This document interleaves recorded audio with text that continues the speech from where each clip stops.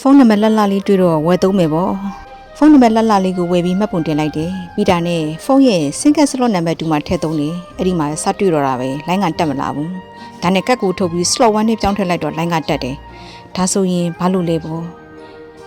တတိယလိုက်မိတာကလူပြောများခဲ့တဲ့ IME ရဲ့ကိစ္စကခေါင်းထဲမှာပေါ်လာတော့ငါစစ်ကြည့်လိုက်မယ်ဆိုပြီးစစ်လိုက်တဲ့အခါတော့တွေ့ပါပြီပြဿနာကဘာလဲဆိုတာ